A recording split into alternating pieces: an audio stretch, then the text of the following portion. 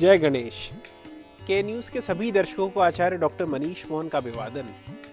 आज 31 जनवरी 2016 दिन रविवार, मार्ग कृष्ण पक्ष की सप्तमी तिथि शाम को 7:43 तक है। स्वाति नक्षत्र आज पूरी रात रहेगा। आज का विजीत मुहूर्त सवेरे 11:58 से 12:42 तक है। शुभ कार्य करने का मुहूर्त दिन में 1:45 से 3 बजे तक और लाभ प्राप्त करने के लिए मुहूर्त प्रातः 8:40 से 10:55 तक है। आइए बात करते हैं पहली 4 राशियों की। मेष राशि वाले जातक, आज अच्छी चीजों को ग्रहण करने के लिए आपका दिमाग खुला रहेगा। बोलते समय और वित्तीय लेन देन करते समय सावधानी बरतने की जरूरत है।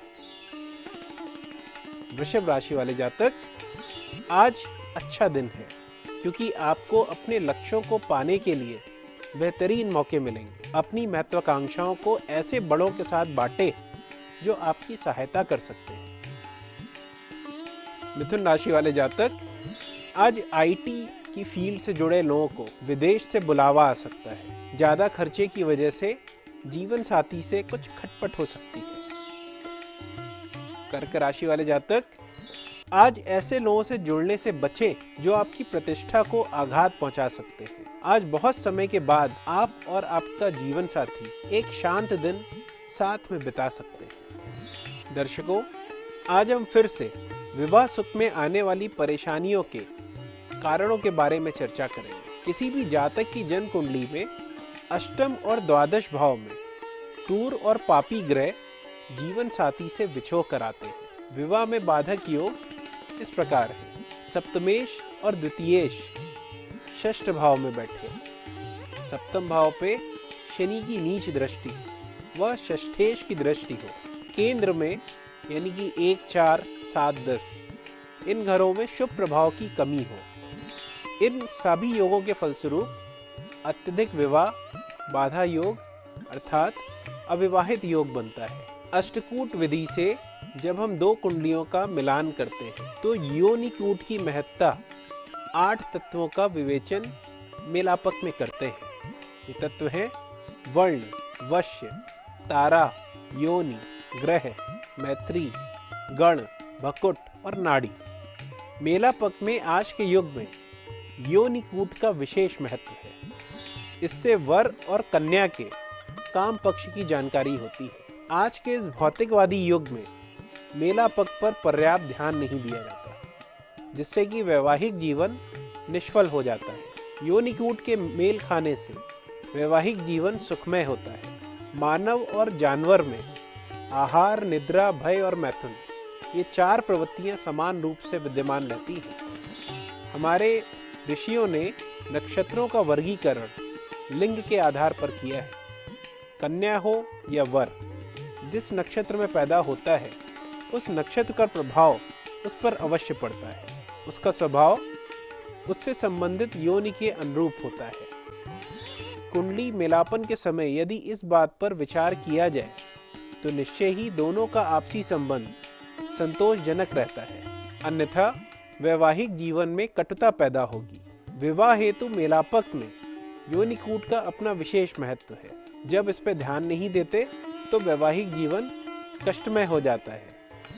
अतः इस प्रकार के मेलापक में इन सारी बातों का ध्यान रखने में ही नव दंपति का कल्याण है। मंगल दोष से ग्रस्त जातक का 108 दिनों तक नियमित रूप से एक पंचमुखी दीपक प्रज्वलित करके निम्नोक्त श्री मंगल चंडिका स्तोत्र का 7 या 21 बार निष्ठापूर्वक पाठ करना चाहिए। रक्ष रक्ष जगन्मात देवी मंगल चंडिके, हारिके विपदा रशे, हर्ष मंगल कारिके, हर्ष मंगल दक्षे च, हर्ष मंगल दायिके, शुभ मंगल दक्षे च, शुभ मंगल चंडिके, मंगले मंगलाहे च सर्व मंगल मंगले, यदा मंगलवे देवी सर्वेशा मंगलालये। इस मंत्र का 48 दिनों तक रोज 108 बार जप करने से शुभ फल प्राप्त होते हैं। सिंधुर पत्र प्रतिकाम देह, दिव्यांबर सिंधु समाहितांगम, संध्या रूपेण धनु पंकज पुष्प बाण, पंचायुध भुवन मोहन मोक्ष गाथम, फले मन्मथाय महाविष्णु स्वरूपाय, महाविष्णु पुत्राय महापुरुषाय, पति सुखम मोहि शीघ्र देहि देहि। इस मंत्र को जाप करने की विधि इस प्रकार है कि पाठ और जप पीले वस्त्र धारण करके लाट पर तिलक लगाकर उत्तर अथवा पूर्व दिशा में मुख करके बैठना चाहिए। जप की पूरी अवधि में शुद्ध घी से पीतल अथवा चांदी का एक दीप प्रज्वलित करना चाहिए। हर बार हाथ में जल लेकर मंत्रोच्चारण करके उस जल को भूमि पर छोड़ देना चाहिए। किशमिश का प्रसाद ग्रहण करना चाहिए। कुयोगों को काटने के लिए उक्त पाठ और जाप के अतिरिक्त शिव पार्वती का अनुष्ठान, माँ दुर्गा की पूजा अर्चना, दुर्गा सप्तशती के प्रयोग कारक ग्रहों के रत्न धारण, कुयोगदायक ग्रहों से संबंधित मंत्र का जाप, पूजा अनुष्ठान, दान आदि करना चाहिए। इसी प्रकार से कुछ और अनुभूत उपाय इस प्रकार से हैं। उचित समय पर विवाह के लिए कन्या को कम से कम 5.25 रत्ती का पुखराज सोने की अंगूठी में गुरुवार को बाएं हाथ की तर्जनी उंगली में और कम से कम 7 रत्ती का फिरोजा चांदी की अंगूठी में शुक्रवार को बाएं हाथ की कनिष्ठिका में धारण कराना चाहिए। इसके अतिरिक्त उपाय और निवारण में यंत्र की पूजा भी करनी चाहिए। यदि किसी जन्म कुंडली में वैधव्य योग हो तो शादी से पहले घट विवाह, अश्वत्थ विवाह, विष्णु प्रतिमा या शालिग्राम विवाह अवश्य करवाना चाहिए और प्रभु की शरण में रहना चाहिए। वैवाहिक जीवन में सुखानुभूति हेतु सुखमय वैवाहिक जीवन के लिए इस मंत्र का जप विधि विधान पूर्वक करना चाहिए।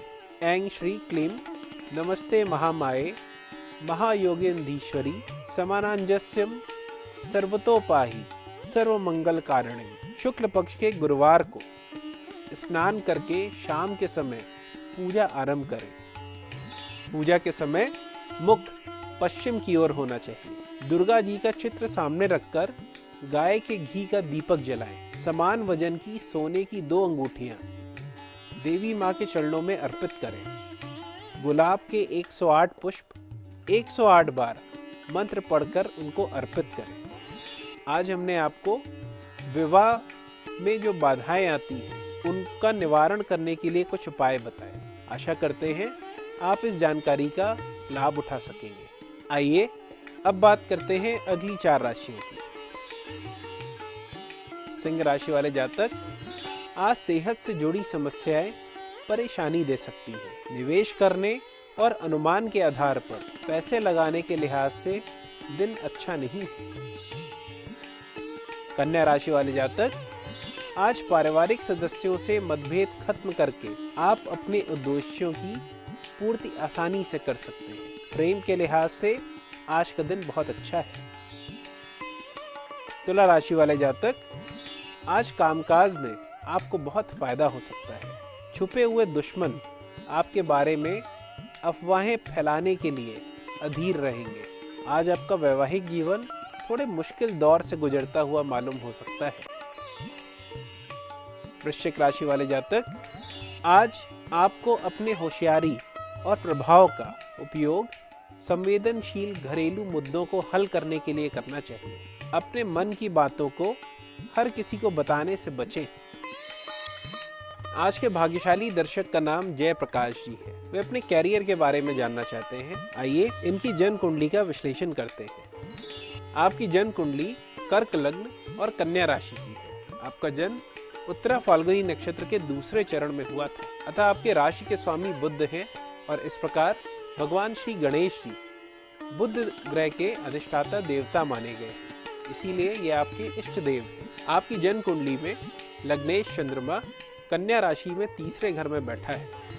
मंगल भी इसी घर में बैठ के उच्च का फल दे रहा है। इस घर में शनि देव भी बैठे हैं। यही कारण है कि आप मानसिक परेशानियों से ग्रस्त रहते हैं। आपके लग्न में सूर्य, बुध और राहु साथ में बैठे हैं। यहाँ पे सूर्य और राहु मात्र 1 डिग्री और 22 मिनट की दूरी पर बैठे हैं। यहाँ पे सूर्य को ग्रहण भी लग रहा है। सूर्य आपकी कुंडली में धन के दूसरे भाव का स्वामी है और अपनी राशि से 12वें बैठा है।